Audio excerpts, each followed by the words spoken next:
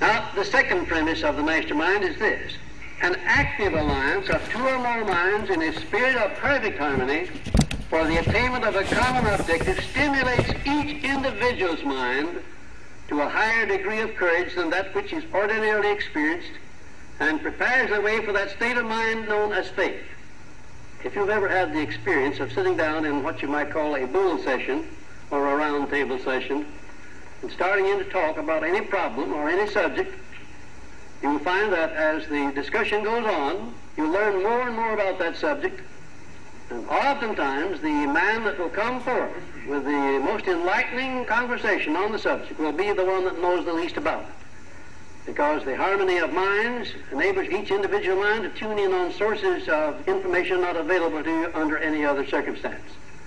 That mastermind alliance stimulates the mind and jumps it up, steps it up, where you can tune in on the ether, which perhaps connects your thinking brain with infinite intelligence. That's a theory. It might even be a fact. The third premise, a mastermind alliance properly conducted stimulates each mind in the alliance to move with enthusiasm, with personal initiative, with imagination and courage to a degree far above that which the individual experiences when moving without such an alliance. If you have the right kind of mastermind allies, when the going is hard, when you have problems that you don't know how to solve, you just go around and get your mastermind allies together and start talking about that problem. Start talking with the feeling that somewhere along in the conversation somebody will come up with the answer. And you'll be surprised oftentimes at the person who does come up with it, maybe the one you least expect. And the third premise, a mastermind alliance properly conducted stimulates each mind in the alliance to move with enthusiasm, personal initiative, imagination, and courage to a degree far above that which the individual experiences when moving without such an alliance. I duplicate that because I want you to keep it in mind. And the fourth premise, to be effective, a mastermind alliance must be active. It's not just enough to form a group and say, well, we're going to get together, and that's my mastermind group. It must be active. The mere association of minds is not enough. They must engage in pursuit of a definite purpose, and they must move with perfect harmony. And they must do it continuously. Without the factor of harmony, the alliance may be nothing more than ordinary cooperation or friendly coordination of effort, which is something vastly different from the mastermind. The mastermind gives one full access to the spiritual powers of the other members of that alliance. The spiritual powers now, mind you. A great number of years ago, I had the privilege of dining at the Chicago Athletic Club with the Big Six of Chicago. Now, the Big Six were William Wrigley, Jr., A.D. Lasker, the owner of the Lord and Thomas Advertising Agency, Mr. Rich and Mr. Hertz, who founded the Yellow Taxicab Company, Mr. McCulloch, who owned the Parmalee Transfer and Express business in Chicago, the largest of its kind in the world, and John R. Thompson, who owned the chain of stores. All of those men started not too many years before I had met them, without any capital, started on the basis of meeting every Saturday night, going into a discussion of each man's definite major purpose. And each one had a definite object he wanted to attain, and nobody had any money. And when I met them, the combined wealth of those six men was around $25 million. They had all become successful. They had become successful by lending one another the mental attitude wrapped up in this principle of a mastermind. It's an astounding thing what can happen when two or more people get together and continuously meet and discuss the things that the two of them want to do.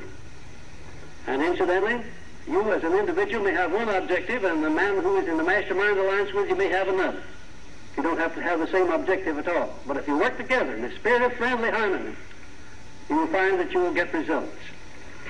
The fifth premise, it's a matter of established record that all individual successes based upon any kind of achievement above mediocrity are attained through the mastermind principle and not by individual effort alone.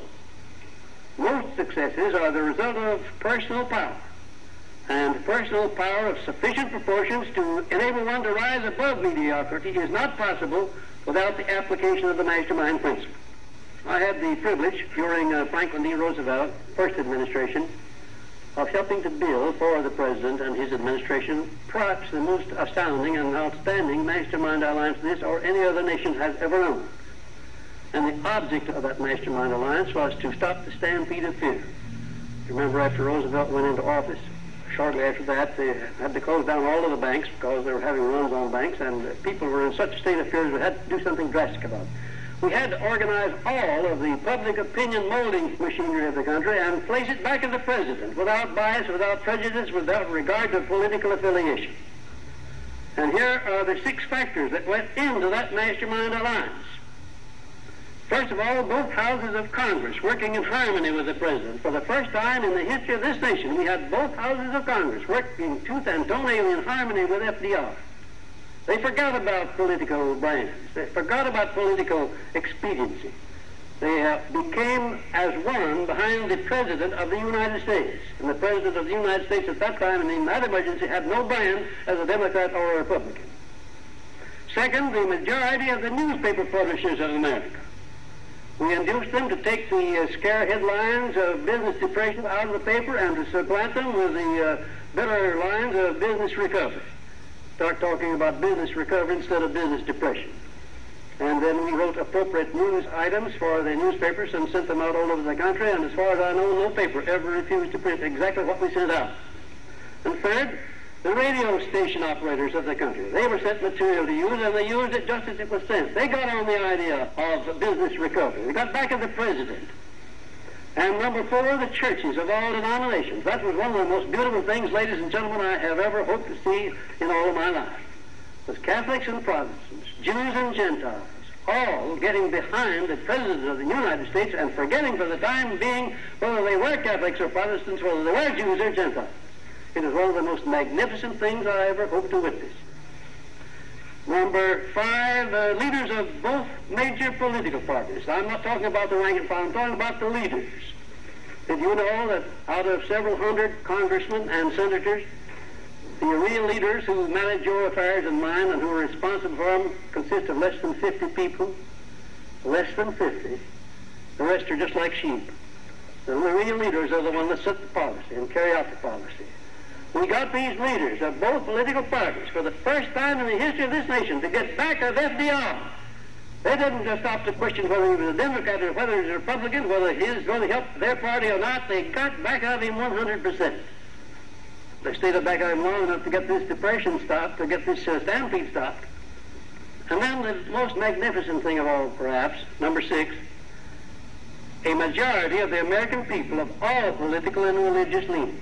The rank and file. And how did we get to those American people? Well, we got through them through those 5 public opinion molding sources that I've just mentioned, especially the radio and the newspapers and the pulpits.